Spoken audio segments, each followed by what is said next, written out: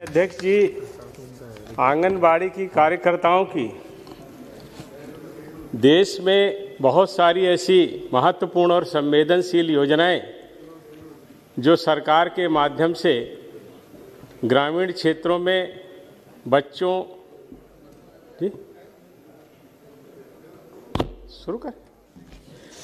के पोषण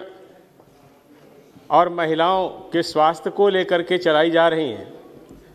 उसमें आंगनबाड़ी की कार्यकर्ता बहनों की बहुत महत्वपूर्ण भूमिका है। पूर्व में जिस तरह से आंगनबाड़ी केंद्र संचालित किए जा रहे थे, उससे जो परिणाम प्राप्त होने चाहिए थे, जो लाभ आंगनबाड़ी केंद्रों के माध्यम से हमारे देश के लोगों को मिलना चाहिए था, वो नहीं मिल पा रहे थे।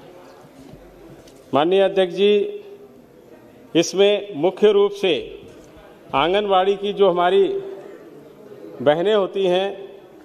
उनसे अवैतनिक कार्यकर्ता के रूप में काम करने की अपेक्षा की जाती है।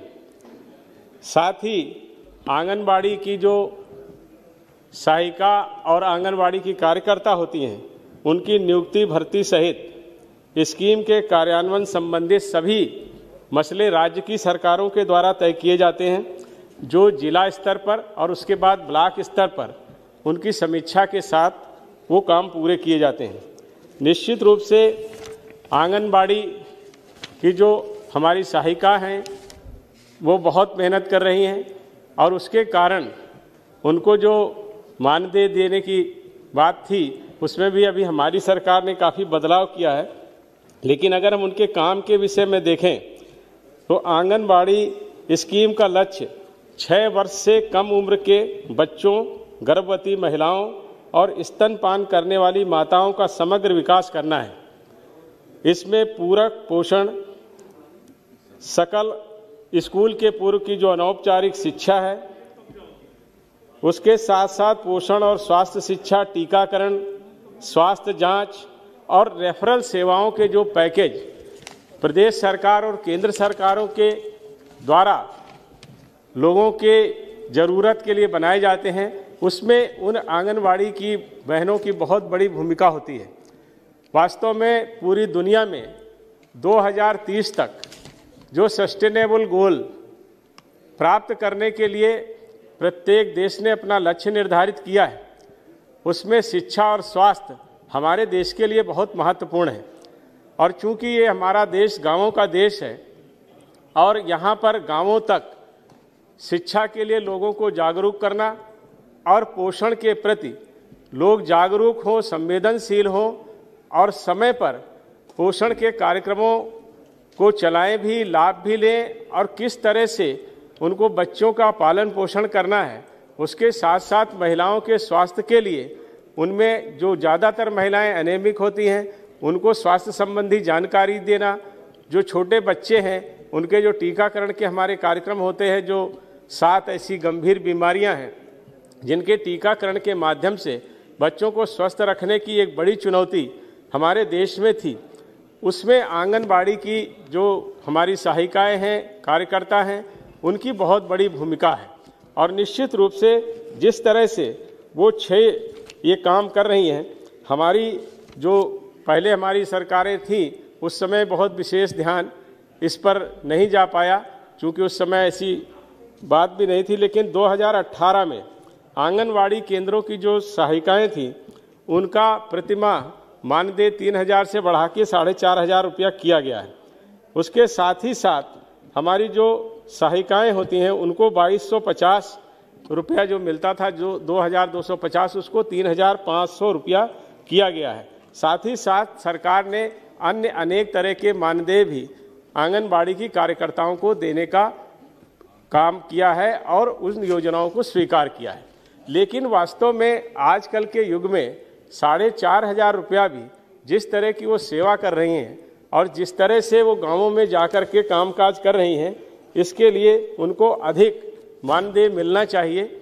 ये अभी मैं इस पर भी बात करूंगा, क्योंकि ये एक बहुत बड़ा कार्यक्रम है। हमारे देश में लगभग 14 लाख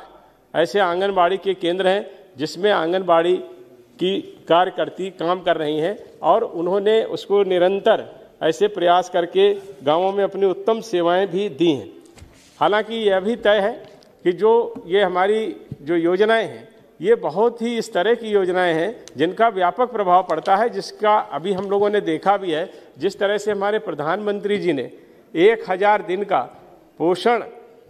के लिए एक कार्यक्रम चलाया, अपने देश के बच्चों को कुपोषण से मुक्त करने के लिए उन्होंने एक गर्भावस्था की जो वो होता है उस समय, और उसके साथ साथ 2 साल उन्होंने जोड़े, 730 दिन वो जोड़े और उसके साथ साथ 270 दिन जोड़ करके 1000 दिन की जो स्कीम बनाई, उसके पीछे सीधा सीधा ये उद्देश्य था और ये वैज्ञानिक तथ्य भी है कि गर्भ अवस्था से लेकर के 2 वर्ष तक शिशु का ठीक ढंग से अगर पालन पोषण होता है, उसकी देखभाल ठीक तरीके से हो, तो निश्चित रूप से वो बालक कुपोषित नहीं होता है और भार उसका आयु के हिसाब से और लंबाई इस तरह से अगर बढ़ती है तो जो पोषित बच्चा होता है वो देश के लिए तो एक स्वस्थ नागरिक के रूप में अपनी सेवाएं देता ही है, लेकिन साथ ही साथ देश की अर्थव्यवस्था पर भी उसका व्यापक प्रभाव पड़ता है। इसलिए ये जो आंगनबाड़ी की जो हमारी कार्यकर्ता हैं, इनकी भूमिका को अपने देश के लिए हम लोग समझ सकते हैं। तो उसी क्रम में सरकार ने ऐसे बहुत सारे कार्यक्रम जो ब्लॉक स्तर पर उनको प्रशिक्षण के लिए चलाए जाते हैं, उसके साथ ही साथ हमारी सरकार ने यह भी तय किया है कि ऐसे जो हमारी आंगनबाड़ी की बहनें हैं उनको कई ऐसे 21 तरह के ऐसे मॉड्यूल हैं जिससे उनकी क्षमता में वृद्धि हो, उसके प्रशिक्षण भी देने का काम किया है, जिसमें लगभग 9 लाख के करीब ऐसी महिलाएं हैं जिनको ये प्रशिक्षण दिया गया है, जो कार्यकर्ता हैं आंगनबाड़ी की, और उसमें से लगभग 3 लाख के करीब इस तरह की कार्यकर्ता हैं जिनको डिजिटल प्रशिक्षण भी दिया गया है। और आजकल जिस तरह से एक एक कार्यक्रम की जानकारी और सूचनाएं सरकार के द्वारा एकत्रित की जा रही हैं, निश्चित रूप से सरकार प्रशंसा की पात्र है। प्रत्येक योजना की सारी सूचनाएं डाटा वाइज हमारी सरकार के पास उपलब्ध रहें, जिससे आगे उनको योजनाएं बनाने में सफलता मिले और उसके अनुरूप योजना बनाएंगे तो निश्चित रूप से उसके व्यापक परिणाम हमको प्राप्त होंगे, जो हमारे सतत विकास के लक्ष्यों को प्राप्त करने में बहुत बड़ा योगदान होगा। और इसी क्रम में हमारी सरकार ने यह भी किया है कि हम लोगों ने इसके लिए जो डिजिटल प्लेटफॉर्म है उसको तैयार किया है। ऐसी आंगनबाड़ी की जो हमारी कार्यकर्ता साथी हैं उनको डिजिटल फ़ोन, स्मार्टफोन भी दिए गए हैं और उनसे ये अपेक्षा की गई है कि वो गांव में जहाँ जहाँ पर जाएंगी वहाँ पर वो डाटा एकत्रित करेंगी, बच्चों की आयु के अनुसार उसका भार, उसकी लंबाई, ऐसे महिलाओं के स्वास्थ्य के विषय में, टीकाकरण के विषय में लोगों को जाकर के जागरूक करेंगी और उन सारी योजनाओं को जो भारत सरकार का हमारा ऐप है उस पर फीड करेंगी, जिससे यहाँ पर सारी सूचनाएं एकत्रित होंगी। तो निश्चित रूप से एक तरह से आप देखें कि गाँव में जिस तरह का काम हमारी आंगनबाड़ी की बहनें कर रही हैं वो निश्चित रूप से एक ऐसा काम है जिसकी प्रशंसा भी होनी चाहिए और उसके अनुरूप उनको सुविधाएं भी देने का काम हमारी सरकार को करना चाहिए, यह भी जरूरी है। अभी जैसे कई जानकारियां आई थी कि कई ऐसे आंगनबाड़ी के केंद्र हैं जो किराए के मकानों में चल रहे हैं, लेकिन हमारी सरकार ने जहां ये तय किया कि हम ऐसे आंगनबाड़ी के जो केंद्र हैं उनके सबके भवन बनाएं। काफ़ी भवन बन चुके हैं, थोड़े से ही ऐसे रह गए हैं। लगभग 4 लाख आंगनबाड़ी के ऐसे केंद्र हैं जहां पर अभी भवनों का निर्माण होना है। उसमें भी सरकार ने मनरेगा से उसको जोड़ दिया है और 5 लाख रुपए तक मनरेगा का उसका उपयोग करके भवन के निर्माण में किया जाता है और उसमें अलग से स्वच्छता कार्य योजना के लिए तहत पेयजल की समस्याओं को दूर करने के लिए 10,000 रुपया और 12,000 रुपया प्रत्येक आंगनबाड़ी केंद्र में शौचालय के लिए भी दिया है। ये निश्चित रूप से सरकार की तरफ से ये प्रयास किया जा रहा है कि आंगनबाड़ी के लिए ठीक ठाक और अच्छे भवन हर जगह पर उपलब्ध हो जाएं। और इसके लिए उन्होंने यह भी कहा है कि अगर जहां कहीं पर भी ज़मीन नहीं उपलब्ध हो पा रही है वहां 600 वर्ग फुट के ऐसे जो किराए के मकान मिल जाएं, उनको भी वो किराए पर ले करके जहां पर पेयजल और ऐसी सारी व्यवस्थाएं हों तो वो उसको चलाने का काम हमारे यहाँ ये करने की सुविधा भी सरकार ने दी है। लेकिन उसके बावजूद अभी कई ऐसे केंद्र हैं जहाँ पर शौचालय और पेयजल की सुविधाएं नहीं हैं। उसमें लगभग 4 लाख के आसपास ऐसे आंगनबाड़ी के केंद्र हैं जहां पर अभी ठीक ढंग से टॉयलेट्स उपलब्ध नहीं हैं और 2 लाख के करीब ऐसी जगहें हैं जहां पर पेयजल की व्यवस्था भी हमारी सरकार को करनी है। मैं माननीय मंत्री जी से यह भी अनुरोध करूंगा कि यह आवश्यक है, क्योंकि अभी जैसे कोविड का जो ये संक्रमण आया, इसके दौरान निश्चित रूप से आंगनबाड़ी के केंद्र बंद रहे हैं, लेकिन अभी जैसा आपने नवंबर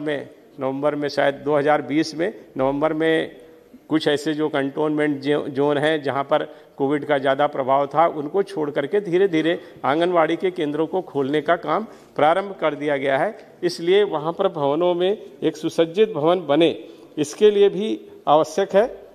और जिस तरह के कोविड के बाद के जो उन्होंने तय किए हैं मानदंड, उसके अनुरूप अब फिर से ये हमारे कार्यक्रम प्रारंभ हो रहे हैं। जो पहले से स्कूल से पूर्व की जो शिक्षा है उसके लिए अभी शुरू नहीं हुआ है, लेकिन वो भी मेरे ख्याल में धीरे धीरे जो निर्देशों के अनुसार प्रारंभ हो जाएगा। लेकिन कुपोषित बच्चों को जो गंभीर रूप से हैं, अधिक जोखिम वाली गर्भवती महिलाएं हैं, दूध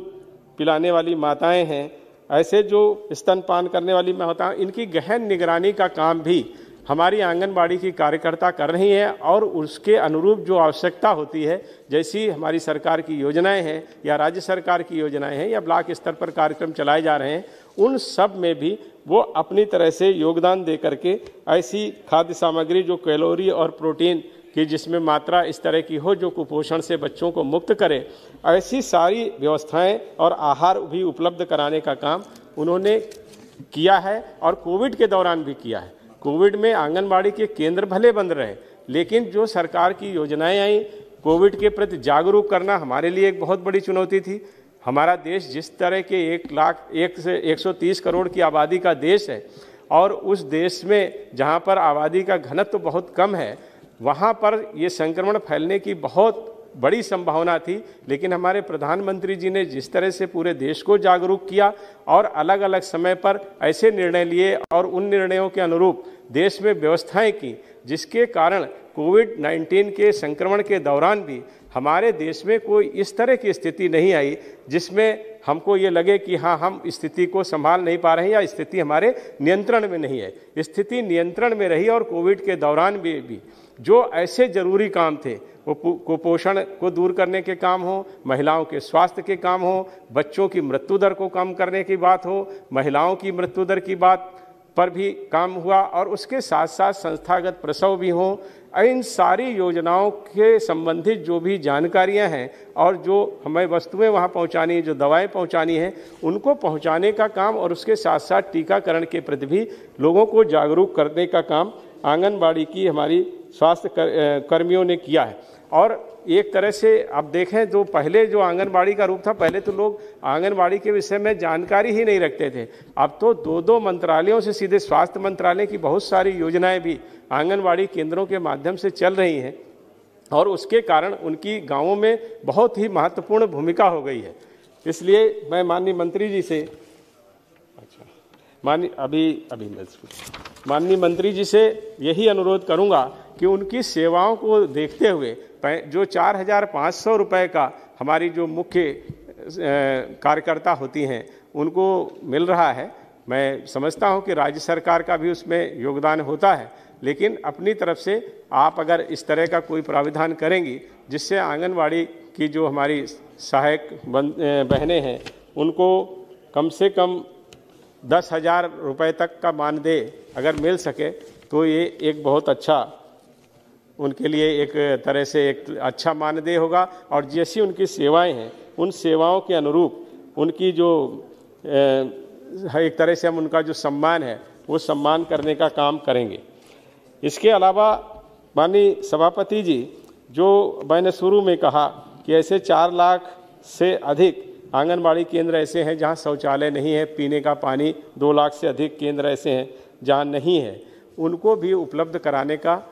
काम हमारी सरकार करे। ऐसा मैं चाहता हूं कि इस हमारे जो रेजोल्यूशन है इसमें ये संशोधन किए जाएं कि इनका मानदेय बढ़ाया जाए और आंगनबाड़ी के समस्त केंद्रों के अपने भवन हों, भवनों में शौचालय और पेयजल की उत्तम व्यवस्था की जाए। उसके साथ ही साथ जो वो काम करती हैं वो गांव-गांव में जाने का काम है। अगर उनको अपने जो भवन के साथ साथ जहां उनको ये मिले कि कुछ इस तरह की सुविधाएं मिल सकें जिससे आने जाने का उनका काम सरल हो सके। जो भवन हो वहाँ पर फर्नीचर है, अन्य दूसरी जो सुविधाएं हैं वो उनको मिल जाए, लाइट है, ये सारे कामों को हमको करना चाहिए। साथ ही साथ में एक हमारे साथी ने एक मुझे ये पत्र दिया है, तो उसमें भी मैं कहना चाहूँगा, ये हालांकि राज्य सरकार का विषय है लेकिन माननीय मंत्री जी हैं तो उनके संज्ञान में मैं लाना चाहता हूँ कि जो आंगनबाड़ी केंद्रों पर जो CDPO होती हैं ब्लॉक स्तर पर, वो ऐसा उन्होंने बताया है कि वो कुछ जगहों पर घूस लेने का काम भी करती हैं। 2000 रुपया ऐसे उनके मानदेय से ले लेती हैं। हाँ माननीय सभा, हाँ अच्छा, इस तरह का घूस लेती हैं तो भ्रष्टाचार के पर भी लगाम लगे और निश्चित रूप से जैसा उनका काम है और जहाँ से वो निकल कर के आती हैं, जिस तरह के कामों को करती हैं, तो इसकी संभावनाएं तो हैं और इन संभावनाओं को देखते हुए भ्रष्टाचार खत्म हो और आंगनबाड़ी की जो सेवाएं हैं, जिस तरह का उनका काम है, उससे उनके सम्मान के साथ साथ उनको भ्रष्टाचार से भी मुक्त करने का काम करना चाहिए। जैसे मैंने मानदेय बढ़ाने की बात कही है, वो बात उसके साथ ही साथ मैं आपसे एक बात और कहना चाहूँगा कि हमने जैसे ये कहा है कि कई बार पहले शिकायतें आई हैं, इधर कोई ऐसी शिकायत नहीं आई कि जो आंगनबाड़ी केंद्र की जो महिलाएं हैं उनके शोषण की भी बहुत सारी शिकायतें प्रदेश स्तर पर प्राप्त हुई हैं और वो उनके लिए एक इस तरह की विधि संचालित है जो प्रदेश में उनके इस तरह के जो घटनाक्रम होते हैं उसमें वो काम करती है। बस दो चार मिनट रुक जाइए। तो वो उसके लिए काम करते हैं, लेकिन हमारी जो केंद्र की सरकार है उसमें भी माननीय मंत्री जी ने एक प्रश्न के उत्तर में ये बात कही थी कि अगर प्रदेश स्तर से तो उन सारे ऐसे मसलों को देखा जाता है और उनके विरुद्ध जो आवश्यक कानूनी कार्रवाई होती है उसको किया भी जाता है, लेकिन अगर केंद्र स्तर पर भी ऐसी कोई शिकायत आती है तो माननीय मंत्री जी और सरकार उसका संज्ञान लेती हैं और संबंधित को उसके लिए कहती हैं। लेकिन मैं ये समझता हूँ कि इतना ही पर्याप्त नहीं है। ये एक तरह से किया जाता है, लेकिन जिस तरह का एक लंबा स्ट्रक्चर है, एक बड़ा नेटवर्क आंगनबाड़ी का है, तो इसमें कुछ इस तरह की बात ज़रूर शामिल करनी चाहिए जिससे आंगनबाड़ी की जो हमारी सहायिकाएं हैं या उनके जो आंगनबाड़ी की कार्यकर्ता हैं उनको पूरी तरह से शोषण और भ्रष्टाचार से मुक्त करने के लिए कुछ इस तरह के कानून में बदलाव करने चाहिए कि जो इस तरह की सामाजिक कार्यकर्ताएं हैं उन कार्यकर्ता को एक अतिरिक्त आवरण और कवच हमको उपलब्ध कराना चाहिए जिससे वो शोषण से मुक्त हो सके। एक अंतिम बात मैं माननीय मंत्री जी के माध्यम से और चाहूँगा और इस रेजोल्यूशन में शामिल करने की प्रार्थना करूँगा कि आंगनबाड़ी की जो कार्यकर्ता हैं वो काम तो कर रही हैं, अच्छा काम कर रही हैं, अच्छे परिणाम भी आए हैं, क्योंकि जिस तरह से प्रधानमंत्री जी ने और आपने ये अपेक्षा की थी कि हमारे देश में एक बदलाव आए, तो वास्तव में कुपोषण को दूर करने में मुक्त तो नहीं हुए, लेकिन कुपोषण को दूर करने में भी हमको सफलता मिली है। बच्चों जो हमारे शिशु मृत्यु दर थी उसको भी कम करने में सफलता मिली है और उसके साथ साथ जो गर्भवती महिलाएं थी या जो गर्भ के दौरान जो मृत्यु हो जाती थी उसमें भी हमको सफलता मिली है। संस्थागत प्रसव भी बढ़ा है और स्तनपान के बारे में भी लोगों की जागरूकता बढ़ी है। उसके साथ ही साथ जो बच्चों का 2 वर्ष तक का एक समय होता है जिसमें उसका मस्तिष्क विकसित होता है, ये वैज्ञानिक तथ्य है और लोग मानते हैं कि 2 वर्ष में जो एक व्यक्ति के दिमाग का विकास हो जाता है वो फिर पूरे समय में उतना नहीं हो पाता। इसलिए वो महत्वपूर्ण समय के लिए जो योजना बनाई है उसके लिए भी ये कार्यकर्ता बहुत अच्छा काम कर रही हैं। इनका नियमित रूप से ब्लॉक और जिला स्तर पर प्रशिक्षण होता है, वहाँ से उनकी देखभाल की जाती है और आपने भी जो ऐप बनाया है जो स्मार्टफोन के माध्यम से आपको वो सूचनाएं देती हैं उसका भी आप जांच और सर्वे करती हैं। तो एक तरह से ये पूरी इस तरह की एक स्ट्रक्चर बन गया है कि इसमें हम ये कह सकते हैं कि आंगनबाड़ी एक ऐसा हमारे लिए चीज़ हो गई है या कहेंगे एक ऐसा नेटवर्क हो गया है जिसके माध्यम से हम देश की एक बहुत बड़ी समस्या से निजात पाने की स्थिति में आ गए हैं। मैं अंतिम बात आपसे यही कहूँगा कि इनको मानदेय बढ़ाने के अलावा जो आंगनबाड़ी के केंद्रों में सुविधाएं हैं, शोषण और भ्रष्टाचार से मुक्त कराने के अलावा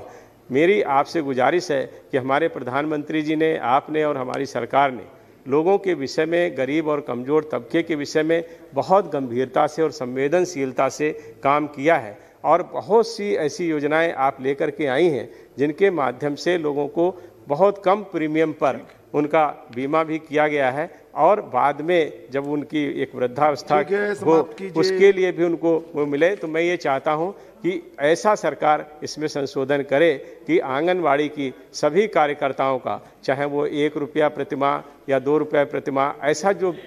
प्रीमियम जमा करके सरकार उसको खुद जमा करे और आंगनवाड़ी की हमारी जो कार्यकर्ता हैं उनको बीमा प्रदान करने का काम करें और काम के दौरान अगर कोई घटना उनके साथ हो जाती है तो उसका मुआवजा भी उनको मिलना चाहिए और मृत्यु अगर काम के समय में होती है तो जो भी उसके लिए एक योजना बने उसको भी बना करके आप काम करेंगी। आपका बहुत बहुत धन्यवाद।